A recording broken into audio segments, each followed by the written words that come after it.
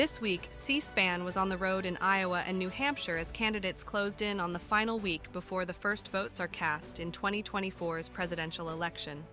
We'll take you to Iowa, where Governor Ron DeSantis was out campaigning, and Georgia Representative Marjorie Taylor Greene was stumping for former President Trump. And in New Hampshire, we'll see fellow Republicans Chris Christie meeting with voters, and Nikki Haley making her latest round through the Granite State. But first, a conversation with a Politico reporter about a recent spate of endorsements for former President Donald Trump. Burgess Everett, Politico Congressional Bureau Chief, is joining us to talk about the latest from Campaign 2024.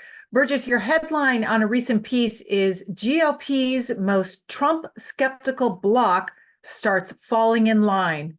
What did you report? Yeah, 3 years ago, it'd be hard to imagine that the Senate Republicans would start to line up behind Donald Trump. After January 6th, this was a group of people that were pretty much ready to move on to a new candidate. But what's happened over the past year is that he has no real challenger, and President Trump has been putting in a ton of work behind the scenes to try to get support from Republican senators. And so what we're seeing is, just as we're speaking, a 19th Senator, Tom Cotton, somebody who might have White House ambitions in the future, just got behind Donald Trump. We've seen some people, including the North Dakota senators who previously endorsed Doug Burgum, the governor, endorse President Trump, former President Trump as well. So we're seeing a consolidation at this point before a single voter has gone to the primary polls. And I expect this to accelerate, particularly if Trump can follow through on these big leads he has over Nikki Haley and Ron DeSantis in the early states. Is the former president leading those contenders, those other candidates, in endorsements? 100%. Nikki Haley and Ron DeSantis have a handful of congressional endorsements on the House side between them and no Senate endorsements. I think there probably was an opportunity for both, especially Ron DeSantis, to get a bunch last year. But as he has faded and as Trump has stayed very strong in the polls, that opportunity seems to have gone away, because at first there were quite a few Republicans who think Donald Trump is unelectable and we're looking for a new candidate. Now, we'll see if Nikki Haley can pull off a win in New Hampshire. I would not be surprised to see some of the anti-Trump or Trump skeptical forces in the party get behind her, but she needs to win first. You mentioned the work that the former president has done behind the scenes. What has he said to these senators to now get them to come out and endorse him? Yeah, I think I've got two good examples for you. One is Josh Hawley. He's a Republican from Missouri who led the election charges, one of two senators who led the challenges to the election in 2020. He had said, I will support Donald Trump. I think he's going to be the nominee. It's an inevitable. But behind the scenes, former President Trump was calling him up and saying, I need that endorsement. I need like that actual endorsement. He wants it on the list of endorsements, and he got it. Another example is John Hoeven. He's from North Dakota. He had endorsed Governor Burgum. Even while he was endorsing Doug Burgum, Trump was talking to Hoeven and asking, hey, if Doug drops out, will you please endorse me? That's exactly what happened, and Hoeven now backs him. So I think those are a couple examples of how he's working behind the scenes to get that backing from Senate Republicans. Any Senate Republican leaders endorsing candidates? John Thune, the minority whip, who is one of the contenders to replace eventually Mitch McConnell as GOP leader, endorsed Tim Scott early on. He was the highest ranking Republican to weigh in early on. Tim Scott, the senator from South Carolina, has dropped out. So Thune is now neutral. He says he likes what he's hearing from Haley. I think he's one of those people that could be in play if she does very well in New Hampshire. But at this point, no, they are all neutral. All say they will support the nominee. So it's going to be interesting to see what happens with these early states, especially Iowa, where you have Joni Ernst, the #4 Republican leader, and Chuck Grassley, who's the most senior Republican senator. What will they do if President Trump wins in Iowa? I think they're going to be under a lot of pressure to back him quickly. And what about Mitch McConnell, the Republican leader in the Senate, and his relationship with former President Trump? Yeah, that's a huge elephant in the room, so to speak, for the Republican Party. Mitch McConnell has no working relationship with Donald Trump. He sort of outsourced the political partnership between Senate Republicans to the National Republican Senatorial Committee's Steve Daines, who endorsed Trump early. But the key here is Senator McConnell says he will back the nominee. And if Donald Trump, who looks like the severe favorite to become the nominee at this point, wins the nomination, it seems like he'll at least get that pro forma endorsement from Mitch McConnell, even though they could not be more different and they are totally unaligned on most big issues. And will a former president care if Mitch McConnell endorses him? Look, I don't even know if that's an endorsement that Trump would want at this point. He has been calling for McConnell to go as leader for several years. He encouraged Rick Scott, senator from Florida, to challenge Mitch McConnell last year. Rick Scott did challenge Mitch McConnell, but lost handily. Yet just the challenge and the backing of 10 other senators has kind of created an ongoing split in the Republican Party in the Senate. And so I don't know that Trump wants that endorsement, and I don't know that Mitch McConnell is necessarily going to serve another term as leader if Trump is president or the nominee. So we're going to see this all come to the head in the next few months. And I honestly don't, if anyone tells you what's going to happen, they're lying to you. Moving over to the House side for Republicans, who has the most endorsements? Yeah, Trump has an even stronger lock on the House Republicans. A handful of members have endorsed DeSantis or Nikki Haley. But at this point, Trump now has the backing of the top three Republican leaders: Tom Emmer, the whip, Steve Scalise, the majority leader, both endorsed Trump this week. And Mike Johnson was fairly quick, the new speaker, to endorse Trump after winning the speakership. So there's a definite schism, a split right now between the two chambers of Congress and the Republican leadership on getting behind Trump early. A lot of that's due to the fact that the House has more gerrymandered districts, where losing a primary challenge is the biggest threat to your general election. And so you're seeing a lot of folks whose constituents are pro-Trump getting behind him earlier in the House. So the Senate's a bit of a lagging indicator. The House was definitely in front with regards to getting those endorsements for President Trump. Why do these candidates seek endorsements from members of Congress? Yeah, I mean, that's a great question. And especially as we see that versus the two early state governors, Kim Reynolds and Chris Sununu, who have endorsed other candidates besides Trump. I don't know that an individual senator's endorsement matters in terms of who wins, especially if it's someone not from the state. But Trump really values endorsements. They're super important to him. He uses them almost as currency in politics. I think a great example is him endorsing J.D. Vance in the 2022 Ohio primary. J.D. Vance won, endorsed Trump, one of the first members to endorse Trump's third bid for the White House.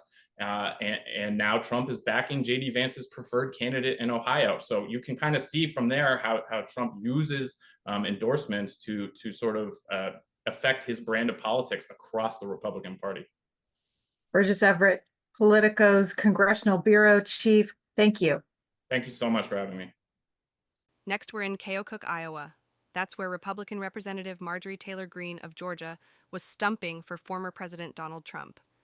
Here's a bit of her interaction with caucus goers and the press, including questions on a local school shooting.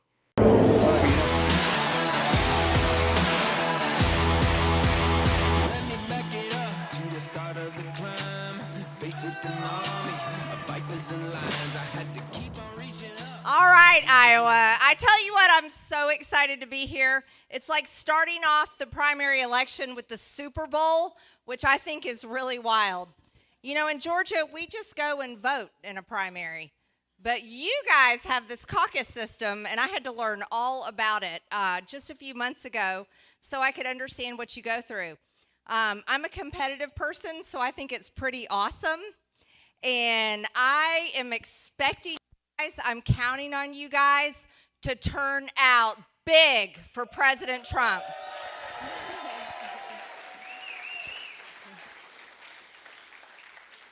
And I never got tired of winning. I don't think you did either. And I think we need some more wins. And America's losing right now. And none of us like it. And it's been a shocking experience the past few years, ever since the Biden administration took over in Washington. But I want to go back in time a little bit. I want to tell you a little bit about me and tell you why I support President Trump and why I ran for Congress. You see, I never thought I would get into politics. I never had any political aspirations.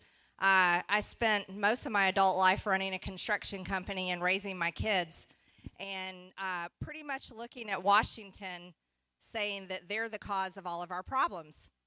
And then when President Trump ran in 2015 in that primary, that was the first time I ever saw a political candidate stand on a presidential stage and speak a language that I understood.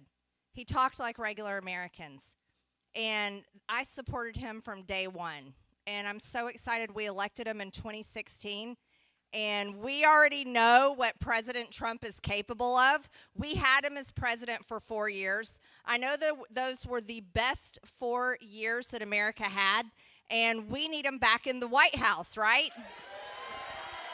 You know, whenever these events happen, there's always calls for Congress to act. What action do you think Congress will take in response to shootings like this, if any? Repeal gun-free school zones, and that's what Joe Biden did to America. We need to protect kids in school the exact same way we protect politicians, the same way we protect Joe Biden, Kamala Harris, me, Nancy Pelosi, everyone. Protect kids in school with men with guns. We know that this Saturday is the anniversary of January 6th. I know you were set to host an event in Florida, but the venue canceled that. What's your reaction to that? They said they weren't aware of the nature of the event. I really don't understand the point of your question. It doesn't make any sense. Are you planning on? Especially supposed to be about Yeah, are we talking about President Trump? Are we talking about Iowa? Hey, are you guys all supporting President Trump? Yes. You're asking me stupid questions here on NBC. Sorry, we were just curious if you're planning on rescheduling that event or trying to hold it at a different venue. Well, I'm just curious, what's the point of your question? I'm here supporting President Trump in Iowa. On that topic, President Trump, he's having a host of surrogates here this week. He hasn't been here with some of his opponents. Do you think he should have been here more, or do you think he didn't need to? President Trump has been in Iowa nonstop. I mean, if you look at his website, he's got multiple events coming up. He's doing 2 a day. How many events are Joe Biden doing? He won't even talk to the press in the White House press briefings. So President Trump is campaigning. He's doing a great job. Okay, and I'm curious, what qualities do you think he should be looking for in any sort of running mate? That's up to President Trump. He'll choose who his vice president is, and I think he'll make a great choice. All right, we asked Christine Ome yesterday about if she thinks he should pick a woman. Do you have any sort of take on that? I trust President Trump to choose whoever he wants. All right, thank you so much. Yep, you're welcome. Thanks for coming. Hi, thank you. Yes, hi, how are you? Nice to meet you. Thanks for coming tonight. Okay, 1, 2, 3, and 1, 2, 3. Thank you. Thanks so much. Guys. Okay, bye-bye. Hi, thanks for coming tonight. Yeah, I think you're great. 1, 2, 3, and 1, 2, 3. All right, thanks, sir. Keep it up. Absolutely. Hi there. Hi. Hi. So glad to meet you. Thanks for coming. Oh, it's an honor. 1, 2, 3. 1, 2, 3. Yeah, absolutely. Hey, thanks for coming tonight. Hi there. 1, 2, 3, and 1, 2, 3. Okay. Thanks. Good to see you. Thank y'all so much. Great speech. I have a question. I'm a fan of you. Can I have your trust person's contact info by chance? Yeah, I'll get it to you. Absolutely. Thank you. 1, 2, 3. 1, 2, 3. Thank you, sir. If you want to type it, well, I got to help extra. I'll type in the notes. 1, 2, 3, and 1, 2, 3. Okay. Thank you. I appreciate that, man. If there's any chance to remember this, my name is Adam. I know you, and if Marjorie's in her district, or she's in D.C., if I can make anything happen, I can accommodate. It's like 15, 20-minute whatever. Thank you. I'm an independent journalist from Indiana. I have final letter. I know she was like, Hi, how are you? I'm Ladies, 1, 2, 3, and 1, 2, 3. Okay. Thanks for coming tonight. Thank you so much for what you've been doing to January 6th, guys. We watched that movie when it came out. Yes. Did you see that? My husband sat involved. He stopped the video and cried. When they were treating Roseanne Boylan like they were, he Hello. Thanks for coming. Okay, 1, 2, 3, and 1, 2, 3. Thank you.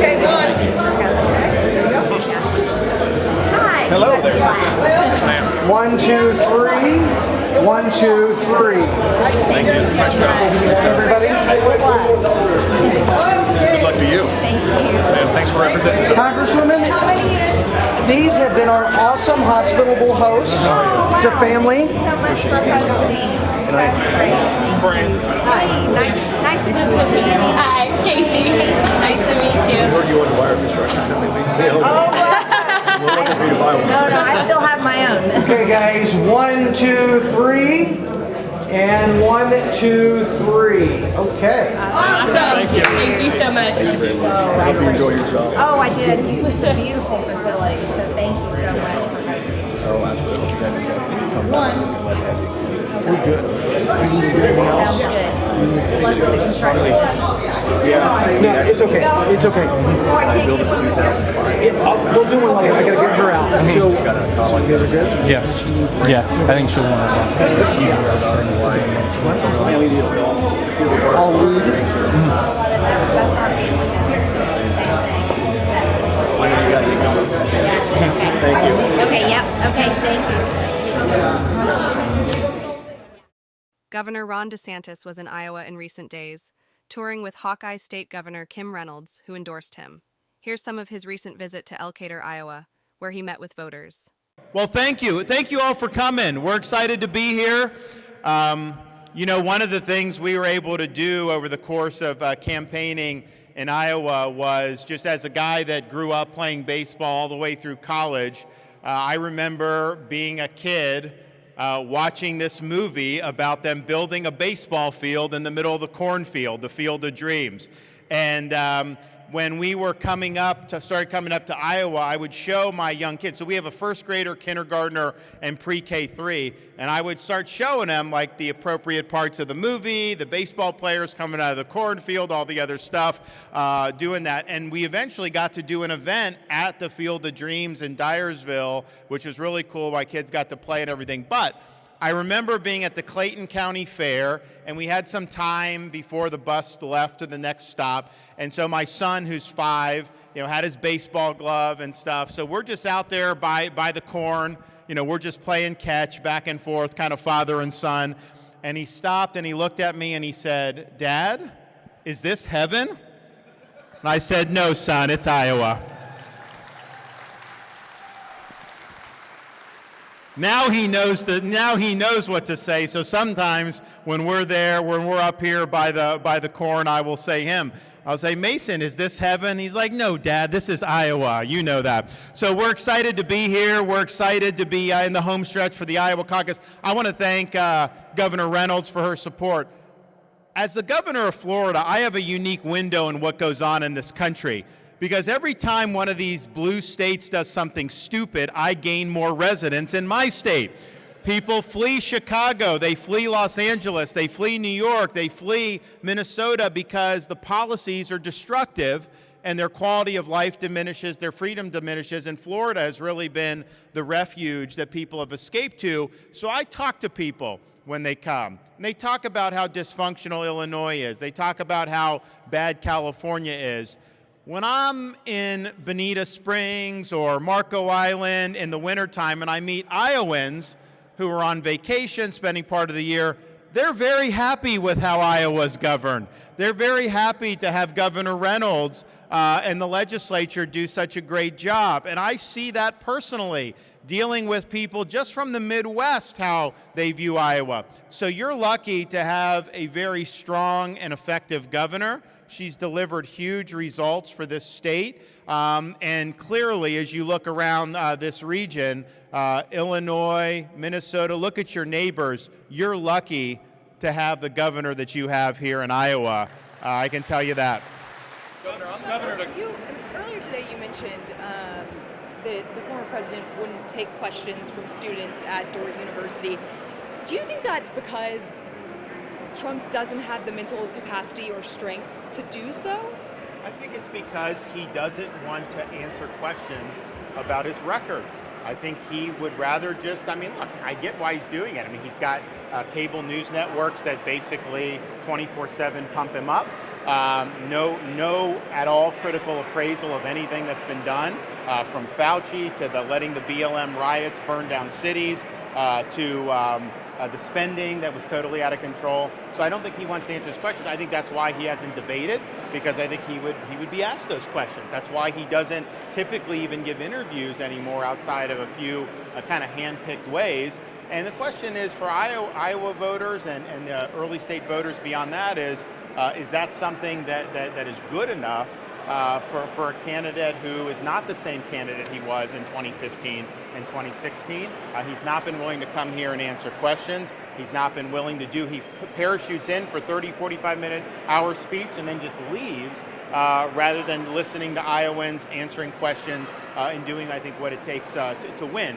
And I think that people are going to see on caucus night that is going to have a big impact on how he's done it. But we've answered every question. People come and they ask whatever they want, and that's just the nature of, I think, what you have to do. And if you're not willing to do that, are you going to be our best candidate going forward? Also, just, what's his path to victory? He was the incumbent president in 2020, couldn't get the job done. Now he's out of office. How is he going to be able to do better this time? Who are the voters out there that have not voted for him in the past that all of a sudden are going to be running back to want to vote for him? I think the Democrats have a very strong playbook as to how to handle him and approach him.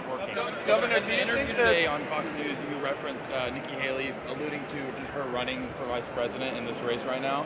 Do you think to be a successful Republican in the future, you have to in some way, as a candidate or a politician, appease Donald Trump? Well, look, the VP thing is a different, I think, question, just in the sense that are you running to win or not? And I think she's clearly, they're spending gobs of money against me.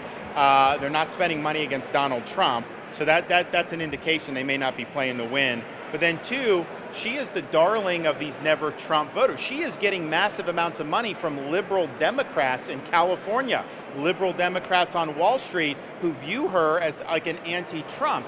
And yet, if she's angling at the same time to be his vice president, where's the truth in advertising about that? So the way to clear it up is just to definitively answer the question, would you accept yes or no? And she's not willing to do that. She gives these word salads, and I think that's just something that's not, given the position that she's staked out with courting these never-Trumpers, it's just not a sustainable position. So will she answer the question, yes or no? Voters deserve an answer. And I'll add to that. I don't think she's going to actually answer that question, because she's going to leave every option open on the table that she can. Because the governor's right. She's taking money from the most liberal companies in the country, including BlackRock, et cetera, while at the same time trying to placate former President Trump, because it's always about keeping options open. If you're in it to win it, you're in it to save the country. Governor DeSantis is in it to save the country, not just a notch on the belt to move to the next level politically. The battle for the Republican presidential nomination is also playing out on Iowa's airwaves. NBC reported this week that more than $100 million has been spent in Iowa on broadcast advertising, with $7.5 million booked this month ahead of the Hawkeye State's caucuses, scheduled for Monday the 15th. Nikki Haley and her affiliated Political Action Committee has the biggest buys so far, according to agency Ad Impact. Florida Governor Ron DeSantis is second in spending, with $1.2 million in ads booked by his campaign and multiple affiliated PACs. Former President Trump was expected to spend just under $1 million in the following 2 weeks. Rounding out the lower end of the ad buys are Pastor Ryan Binkley, who plans to spend about $175,000 ahead of the caucuses, and businessman Vivek Ramaswamy with just under $30,000 in spending. Next, 2 of the most recent ads released this week by the Trump and Haley campaigns. Record numbers streaming across our border, costing taxpayers billions, and almost as many Americans killed from fentanyl as killed in World War II. Yet Haley and Biden oppose Trump's border wall, confirm warnings of terrorists sneaking in through our southern border. Yet Haley joined Biden in opposing Trump's visitor ban from terrorist nations. Haley's weakness puts us in grave danger. Trump's strength protects us. I'm Donald J. Trump, and I approve this message.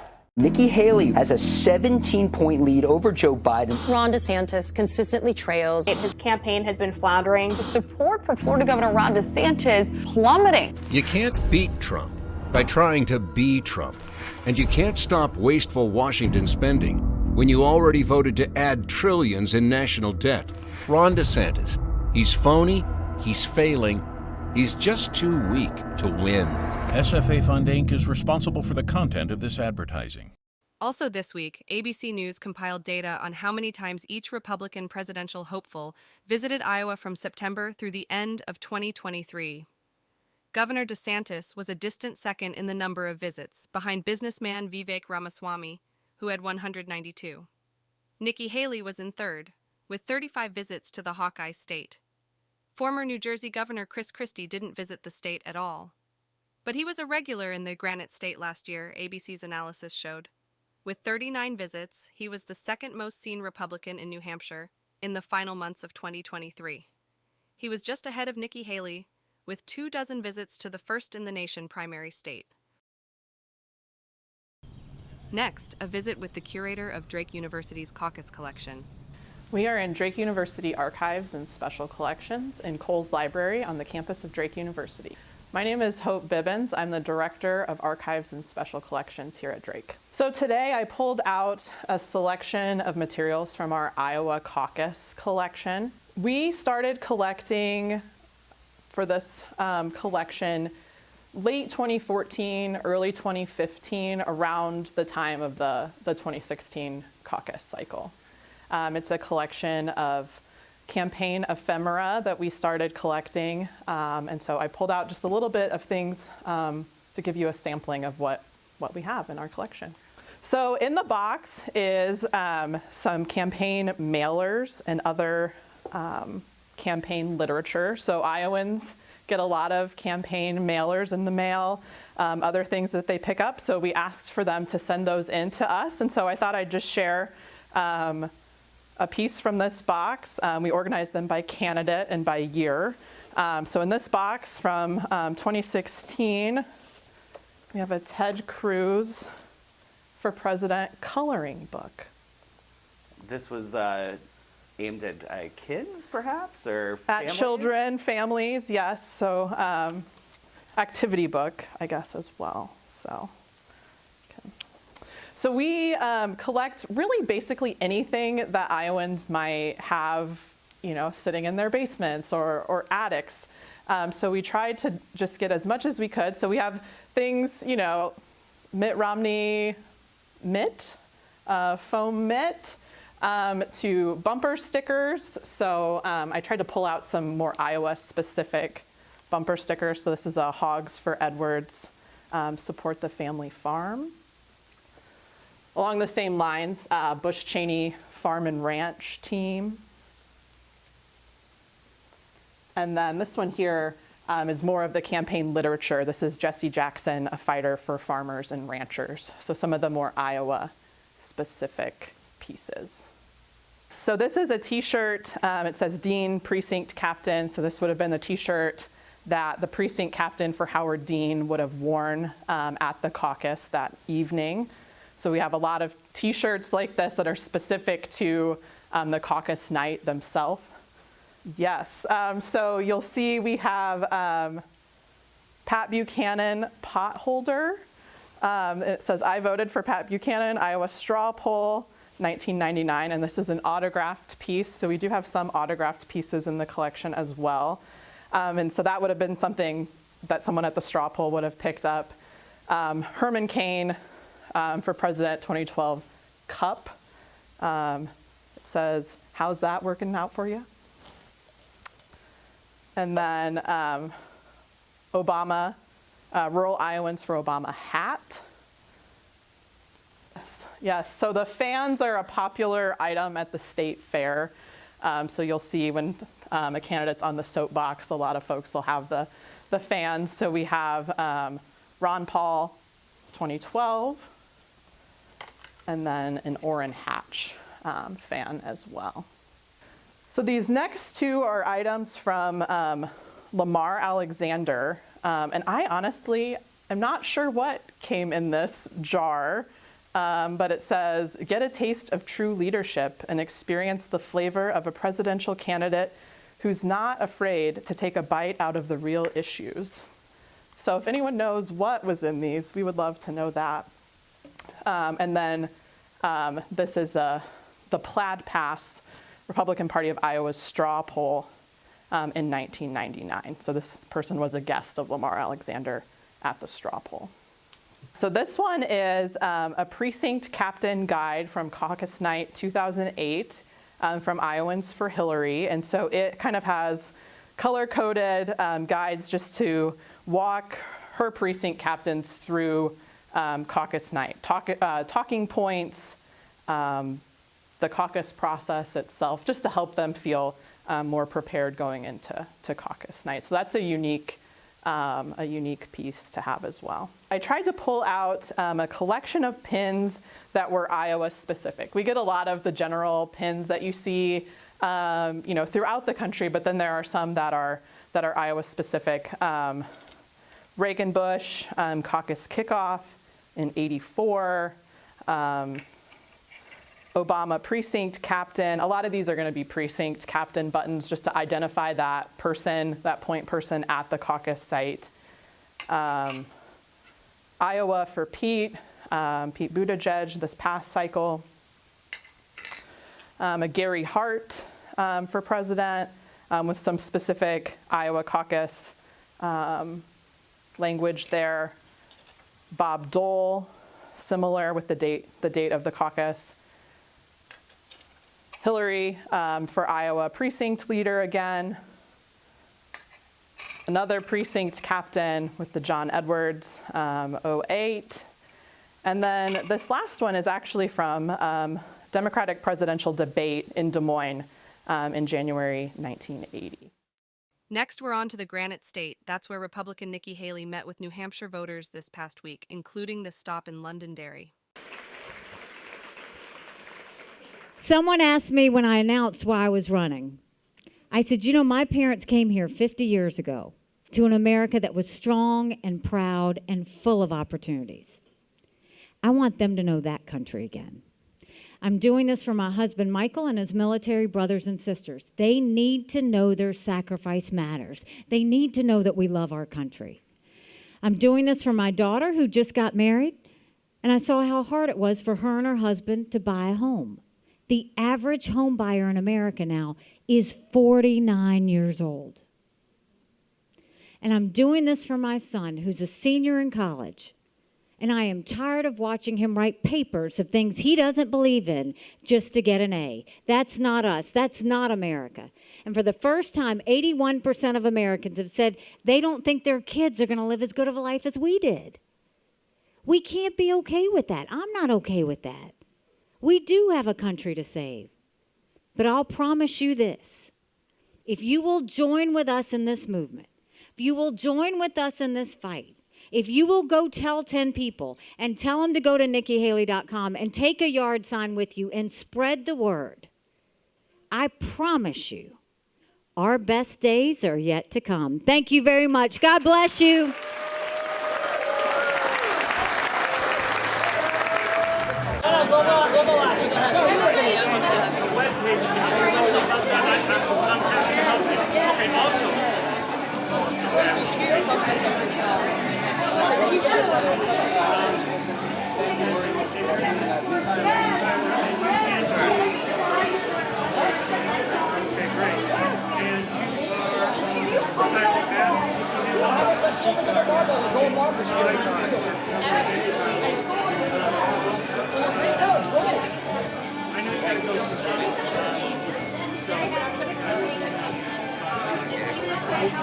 No,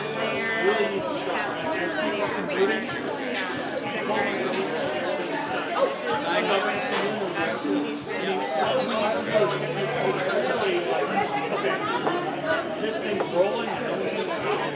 You're maxing out. I know they killed them with the iron. See, I can see that. Tom, did you leave us South Carolina? Those were one South Carolina. Starts here. During the Minnesota. I can see you take your But I will. If I see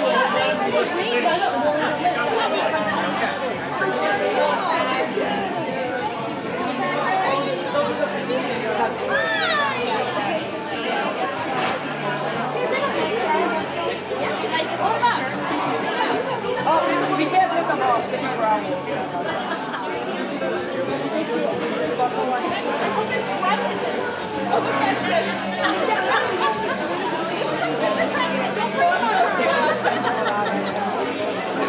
Solid as a rock, like a tree trunk.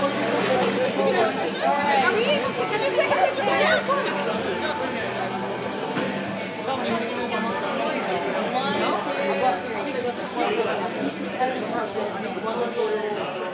Thank you so much. Thank you. Thank you. You like my son, Tony? I did. Tommy, did you want a picture? I'll do the wolf pack. Let's go. Yes, that would be great. Do you want Bosco in the picture? Yes. Yes, Bosco's part of the wolf pack. I love that. Do you want my phone? Yes. Bosco's like, yeah, pick up the picture. That's it. Everyone smile at the camera. All right, wow. So I can get Bosco in. And you guys are so cool. Go Clemson. Tigers. Say Tom Brady.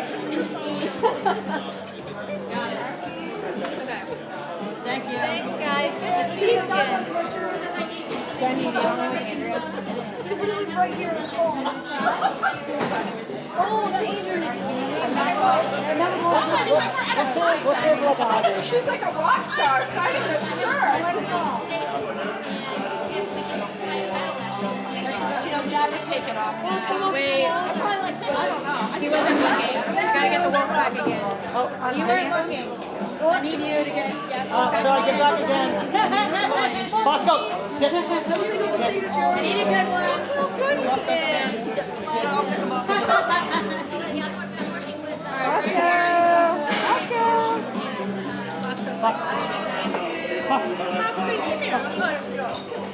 He's only listening to Andrea. Because she has the snacks. No, because he loves it. Ambassador, thank you for doing this again. So first of all, little Hannah, she's 10 years old, she's come to a bunch of your events, and she adores you and she looks up to you. What does that mean when you see young kids in your audience, particularly young women, looking up to you? I love that. We see it in the young ones, we see it in the teenagers, we see it in the college students, we see it in the young professionals. Strong girls become strong women. Strong women become strong leaders. And any way we can encourage them to find the power of their voice, we want to do it. And they're coming out of the woodworks, and I couldn't be more proud. And when I talk to voters who come to your town halls, a lot of them voted for Trump in 2016 and 2020, and now they're planning on voting for you in the primary. What does that tell you? I voted for him in 2016 and 2020. But the reality is chaos follows him. Rightly or wrongly, chaos follows him. And we can't go through 4 more years of chaos. We've got a country in disarray, a world on fire. We've got to make sure we go with a new generational leader that doesn't have the negativity and the baggage. And that's our goal. That's what we want to make sure that we do going forward. We can't survive 4 years of that. We can't survive a President Kamala Harris. We've got to get this right. Next, a look at how coverage of Miss Haley's recent swing through New Hampshire played out on local television station WMUR in Manchester. How many of you are hearing me in a town hall setting for the first time? The New Hampshire momentum still appears to be going strong for Nikki Haley as she makes her final Granite State swing before turning her focus to the Iowa caucuses, now just 12 days away. So we're headed to Iowa tomorrow. You know, I think people are energized. They're ready. We want to be strong in Iowa. We want to be strong in New Hampshire. We want to be strong in South Carolina. And I think that we're continuing to play hard in every state. We're not picking one state over another state. We're doing them all. In a jam-packed saddle-up saloon in Kingston, Haley's top New Hampshire ally, Governor Chris Sununu, didn't shy away from setting high expectations. Nikki's going to shock everyone, I think, with a strong second-place finish in the Iowa caucus. I think there's going to be some more consolidation. It's really a one-on-one race, and that's what we've always been looking for. With an overflow crowd watching a video feed from the next room, Haley told voters if elected president, she'd stop the record-breaking flow of migrants into the U.S. You see these cities and these mayors asking for help now. Is there a federal role in figuring out what to do with all of these people? There is a federal role in closing the border, the southern border and the northern border, once and for all. While former President Donald Trump still appears to have a commanding lead in the polls, some voters we spoke with here believe this race is very much in play. There's a lot of people who are on that bandwagon that haven't really listened to some of the other people. Once her message does get out, and if she's doing as much as she's doing over the next few weeks, I think her message will get out, and I think some of those Trumpers will go her way. In Kingston, Adam Sexton, WMUR News 9. Republican presidential hopeful Chris Christie was also in New Hampshire over the past week. The latest poll of New Hampshire Republican voters showed him in third place behind former President Donald Trump and Nikki Haley. Next, a portion of a recent town hall in Seabrook, New Hampshire, where the former New Jersey governor talked about his strategy to win and met with some of those in attendance. My question is, as we fast forward into January, if you are successful in the primary season here, what's the strategy forward into the future states and South Carolina? Sure. And what can you do to really send your message out to the greater conservative population? Well, we've campaigned in South Carolina and we'll continue to campaign in South Carolina. But the next really big one from our perspective would be Michigan, which would happen 5 weeks after New Hampshire. And the reason for that is that it has the same kind of rules as here in New Hampshire. Independents can vote in the primary if they choose to, along with Republicans. It's an open process and one that I think could be fair and competitive. And so South Carolina will be a tough state for us, especially if Governor Haley's still in the race. She'll be there as the home state governor. Donald Trump has the support of most of the elected officials in South Carolina. The current governor, who was Nikki Haley's lieutenant governor, doesn't support Nikki Haley. He supports Donald Trump. Lindsey Graham, he doesn't support Nikki Haley. He supports Donald Trump. And Tim Scott has been scrupulously quiet since he got out of the race about who he supports. So I think South Carolina will compete, but I don't expect to win there. The next place we would go to win would be Michigan. And then Super Tuesday is the next Tuesday. So there'll be 12 states that day. So then it becomes really a TV war more than even on the ground war, because it's 12 states in one day all over the country, from California to Alabama. Do you have an idea of where your focus would be? California would be one of them for sure. Again, because of the same kind of rules, would be one of the states that we would focus on. Massachusetts would be another one we would focus on. So there's a number of the states that we would. But you know what? At this stage, I just want to get through the next 3 weeks. And you all are the ones that are going to help me do that. So let's get through the next 3 weeks, and then we'll be ready for the next challenge if we do well here, and that's what we expect to do. Thanks for coming. Thanks for your question. Thanks for coming and listening. Thanks for coming and listening. Thanks for your question. Pleasure to meet you, Appreciate it. Governor. Really nice Good to luck. meet you too. Thank you. Dave, thank you. Thank you so much. Appreciate it very much. Thanks for taking the time. Great speech. Thank you. Great campus. Thank you so much. Appreciate your help very much. Appreciate you. Happy New Year. We're working on it. Big guy. Thank you. Happy New Year. See you on the 2nd. Thanks for coming. Thanks for your service. Thank you, sir. Thanks for being here, taking the time this morning. Thank you. Thanks for letting me come by. Appreciate it very much. You know, like this, I went to the range yesterday. Yeah. Pulled this out of my gun bag from 2016.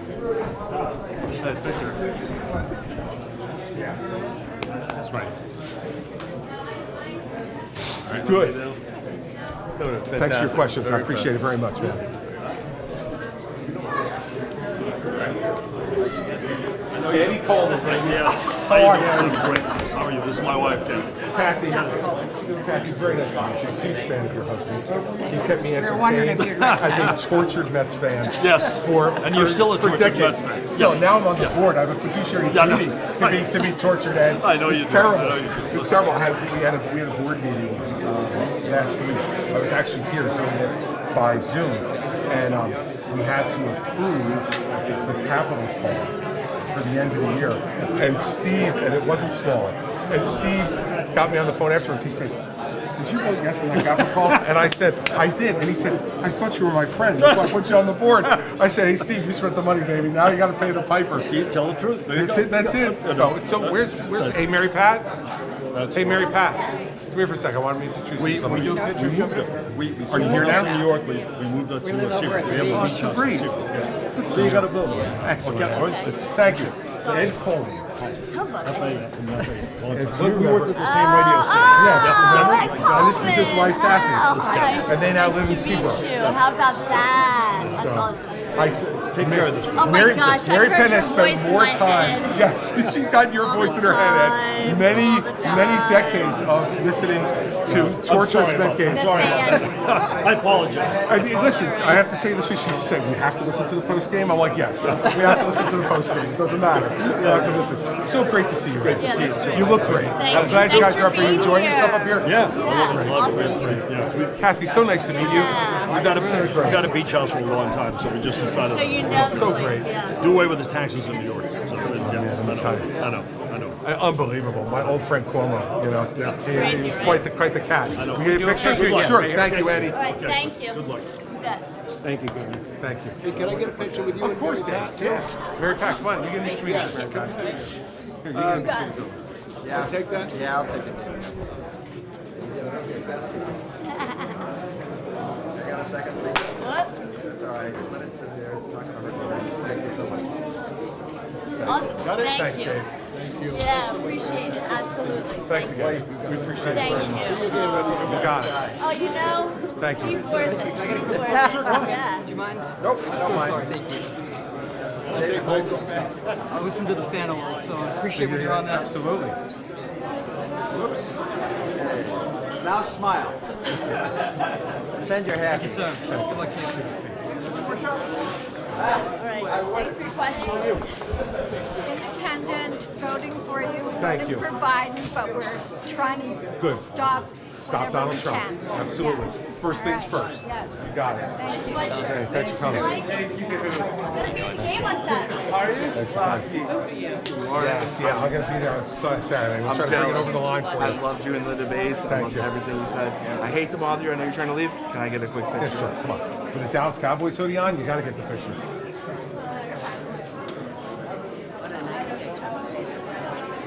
Thank you so much. I'll send Mr. Jerry your Christie. best. Thank you. Nice to meet you. Very nice to meet you. Thanks for taking the time this morning. Nice to meet you. Happy New Year. All right. Thanks, sir. Happy New Year. Governor Joe would like to get a picture. Oh, Joe, sure. Come on, Joe. Well, all right, Joe. We're not gonna stick- Chris Christie also released a new ad in recent days. In it, he says he made a mistake by supporting former President Trump's 2016 campaign. I have an admission to make. 8 years ago, when I decided to endorse Donald Trump for president, I did it because he was winning. And I did it because I thought I could make him a better candidate and a better president. Well, I was wrong. I made a mistake. And now we're confronted with the very same choice again. Donald Trump is ahead in the polls. And so everyone says anyone who's behind him should drop out. And we should make our choice Donald Trump versus Joe Biden. Well, Joe Biden has had the wrong policies, and Donald Trump will sell the soul of this country. Neither choice is acceptable to me, and it shouldn't be acceptable to you. You see, in the end, the most important characteristic of any candidate for President of the United States is what's in here. The most important thing is character. President Biden is also hitting the campaign trail in the coming days. Some of the strategists behind his re-election bid spoke with reporters about his message to voters. They said he would sharpen his attacks on former President Trump, casting him as a threat to democracy. Next, some of that conversation with reporters. On Election Day 2020, Joe Biden defeated Donald Trump by more than 7 million votes and got more votes than any presidential candidate in history. The American people voted for President Biden and Vice President Harris's vision for more freedom, not less. An economy that grows from the middle out and the bottom up instead of the top down. And they voted to preserve our democracy. But on January 6, 2021, we witnessed a very different vision of America, one defined by revenge, retribution, and a rebuke of our very democracy. This Saturday will mark the 3-year anniversary of when, with encouragement from Donald Trump, a violent mob breached our nation's capital. It was the first time in our nation's history that a president tried to prevent the peaceful transfer of power. Not even during the Civil War did insurrectionists breach our capital. But at the urging of Donald Trump, insurrectionists on January 6, 2021, did. America watched as 2,000 rioters launched a violent attack on the Capitol as our duly elected Congress carried out the sacred ritual of our republic and certified the Electoral College vote. 140 police officers were assaulted by rioters, and 5 people died as a result of the events on January 6th, including Capitol Police officers. When Joe Biden ran for president 4 years ago, he said, "We are in the battle for the soul of America." And as we look towards November 2024, we still are. The threat Donald Trump posed in 2020 to American democracy has only grown more dire in the years since. There's less than 2 weeks until GOP primary voters begin casting ballots in Iowa, and former President Donald Trump's extreme and dangerous MAGA agenda continues to define the Republican Party. The 2024 field has made clear time and time again that they don't just accept, they give their full-throated endorsement to Donald Trump's anti-democratic, anti-freedom rhetoric and actions. With that reality comes a stark and sobering fact. The choice for voters next year will not simply be between competing philosophies of governing. The choice for the American people in November 2024 will be about protecting our democracy and every American's fundamental freedoms. President Biden and Vice President Harris are also expected to make campaign stops in Wisconsin, Pennsylvania, and South Carolina over the coming weeks. President Biden's re-election campaign also dropped a new ad this week, taking aim at the Republican frontrunner, former President Donald Trump.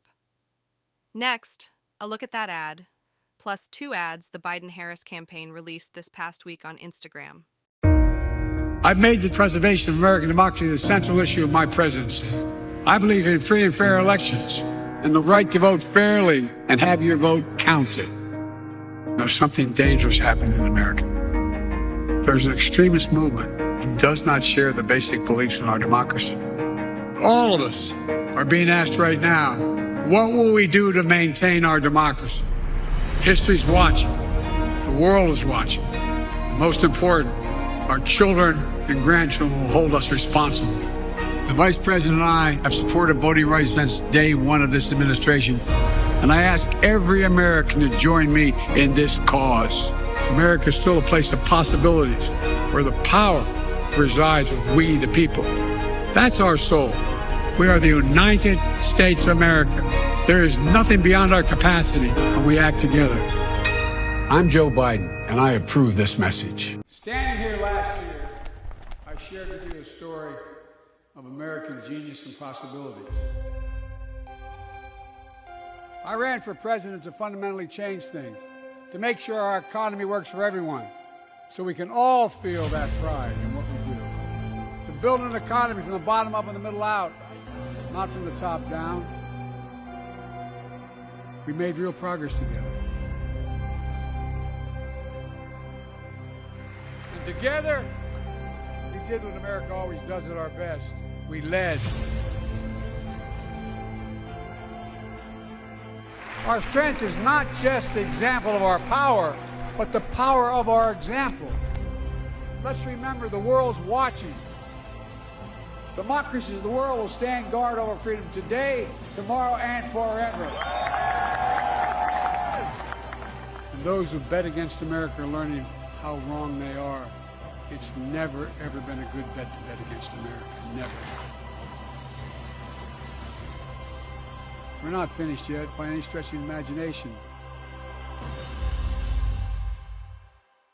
When you know what you stand for, you know what to fight for.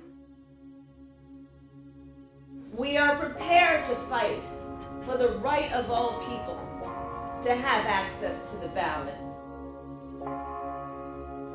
to love who they love openly and with pride. I like it. Yes. To be free from the fear of gun violence or hate. Fight, fight, fight. Long little rap. To be free to make decisions about one's own body and not having the government.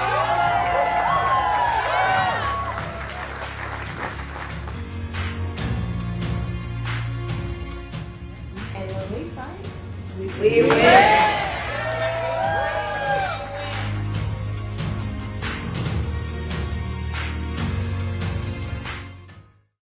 presidential hopeful Robert F. Kennedy Jr. officially made it onto Utah's 2024 ballot as an independent presidential candidate, his campaign announced this week. That's the first state where he's been successful in doing so after abandoning his bid for the Democratic nomination. Mr. Kennedy also released the following video ad on Instagram. 49% of U.S. adults say they identify as independent.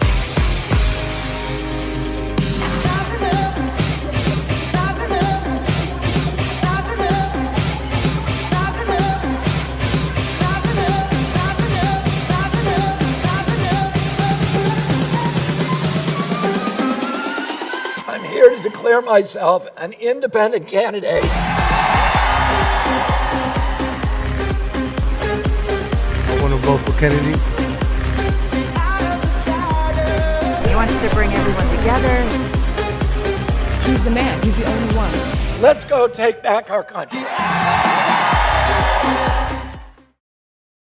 As C-SPAN continues its coverage of Campaign 2024, our American History TV viewers over on C-SPAN 2 will be taking a look back at historic campaign speeches.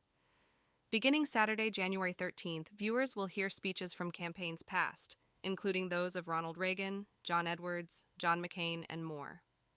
Next, a preview of our first 2 weeks of this new series. First, a speech from Oprah Winfrey at a 2007 rally for Barack Obama. Then we'll rewind further with part of a 2004 speech by Democrat John Kerry in New Hampshire, and another from 1996 with Republican Bob Dole. Iowa! Oh my goodness. Hello! And hello!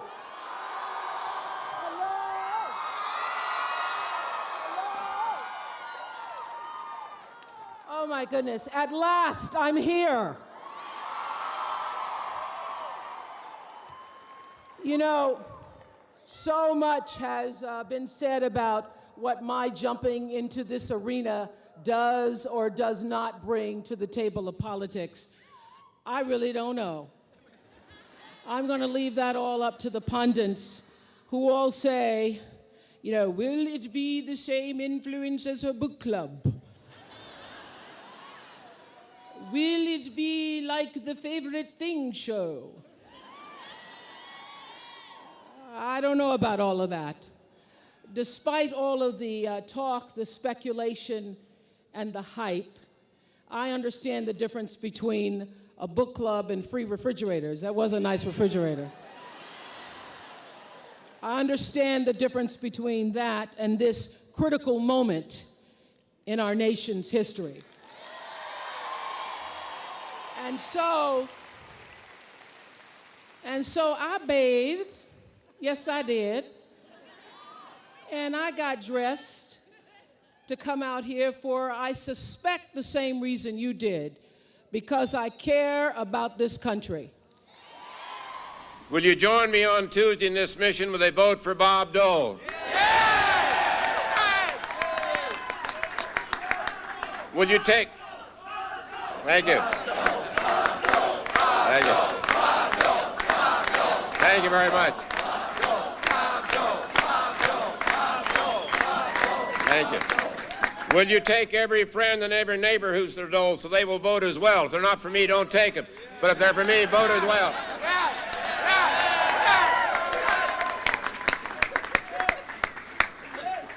Obviously, if for somebody else, call a cab.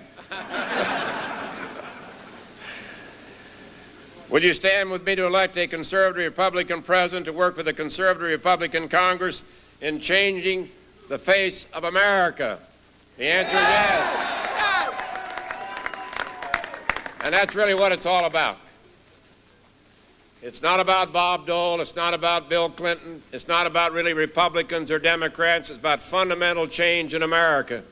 It's about changing the direction of this country. It's about our hopes and our fears and our future. I want to address the hopes and aspirations. Other candidates can address the fears of American people. And there are fears. And there is uncertainty. And people don't want to lose their job. They want us to be more aggressive on trade. And we will be more aggressive on trade in a Dole administration. We will use the weapons that Congress gives us.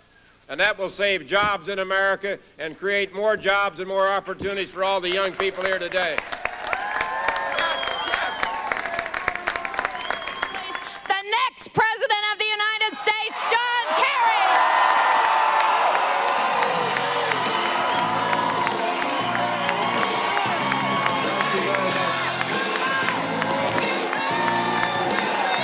Thank you.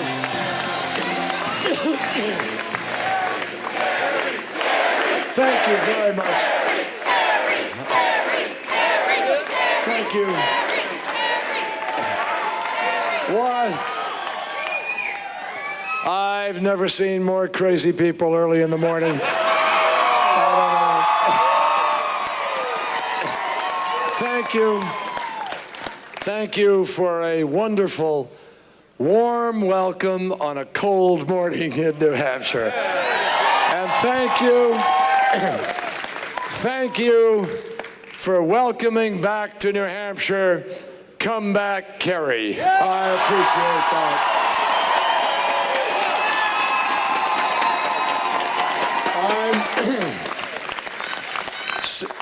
Last Sunday, the New England Patriots won. And 1 week from today, American patriots here in New Hampshire have an opportunity to restore fairness to America and to put the American people back in charge. And that's what we're going to do. A reminder, historic campaign speeches begin airing on American History TV on C-SPAN 2, starting at 12:30 p.m. Eastern on Saturday, January 13th. This program and all of C-SPAN's campaign 2024 coverage can be found online at cspan.org/campaign.